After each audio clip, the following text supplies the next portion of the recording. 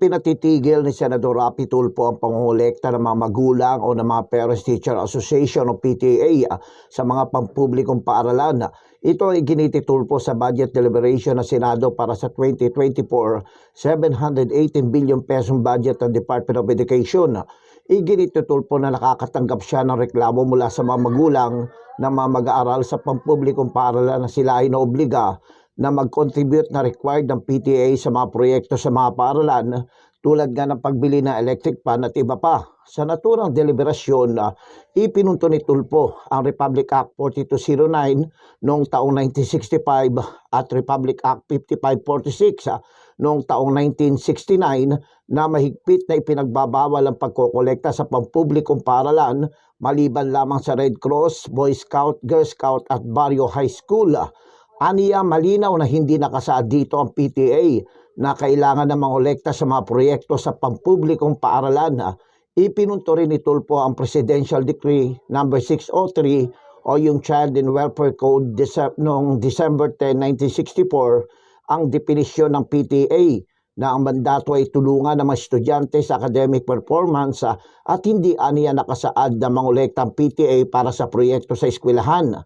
Dinipensa naman ni Senadora Pia Cayetano ng Department of Education kung saan may inilabas aniya na Department Order ang DepEd noong 2022 na consistent sa batas na ipinagbabawal ang koleksyon sa mga mag-aaral at pagkolekta ng mga guro at DepEd personnel.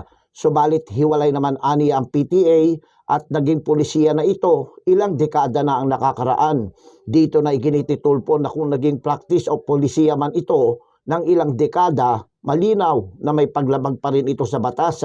Dagdag pa ni Tulfo, may MOOE naman ang DepEd para sa mga proyekto na kinokolekta ng PTA. Your Honor, yung sinabi mo, it's been a long time practice. Tama? Policy po. Policy, okay, sige.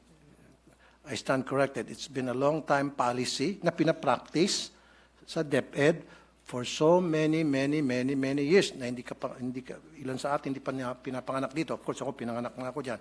Pero dapat a policy should be dictated by the law. So is there a law na kung saan sinasang-ayunan ng policy na sinasabi nyo matagal na pinapractice ng mga taga-DepEd? Dapat lahat ng mga bagay na ginagawa sa ating mga eskwelahan, lalo sa DepEd, na who's receiving lots and lots of budget by the billions, dapat nandoon nakasaad sa batas. Sinuporta naman ni Senate Minority Leader Aquilino Coco Pimentel III itong si Senator Tulfo sa kanya ginigiit sa deliberasyon sa Senado na malinaw sa batas o sa Republic Act 4209 o Republic Act 5546 ang pangongolekta sa pampublikong paaralan ay mahigpit na ipinagbabawal. Kung makikita po natin, yung RA, bawal mangolekta sa bata. Okay. Actually, sino kinokolektahan mo kung nangongolekta ka sa bata of elementary school age? Hindi ba magulang din? So if you look at the spirit of the law,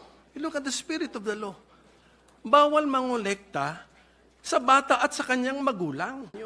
So if we harmonize the two provisions, not only looking at the letter but also looking at the spirit, I would tend to agree with the point of our interpellator, Senator Tulfo, na bawal. And if there is a department order na may interpret na pwede for the PTA to prompt or solicit or to ask contributions from the parents, let's review this department order because in my humble opinion, it violates the law, Mr. President. Ako, si Jojo Sikat, walang inaatasang balita.